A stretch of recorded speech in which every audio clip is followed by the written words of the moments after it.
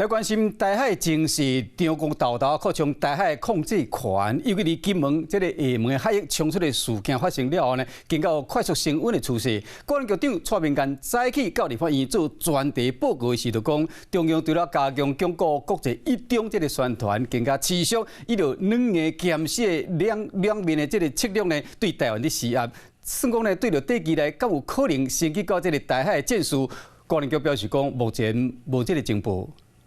赵天麟案里面，我们所调查这名大陆籍的女子，她是否涉及境外势力影响台湾选举？讯息出来的时间点确实是比较敏感，因为确实是在选举的期间。彭国正敢是牵涉国安危机，监委会赵天麟和中国小姐亲密的相片，国安局讲有可能是中共计算的手段，尤其对台湾使用两手策略步步变化，亲像开放申请号码共相通的交通卡，就引起通整的几乎1300块就可以收买我们国人，太看清我们台湾人了啦！啊，如果是这样，政府加码，你可以补助5000块啊！不要把台湾人看得很贪小便宜，然后动不动一点点小恩小惠就可以收买我们，这是非常可笑的。中共对台的政策主要是透过压拉两手策略的，软的一手，硬的一手，来对台湾进行施压跟分化。国防调会马文君亲身对决，国安局长蔡明干来到立院专题报告。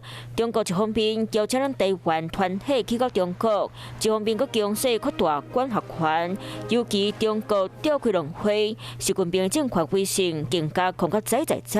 佮加上金的海峡冲突，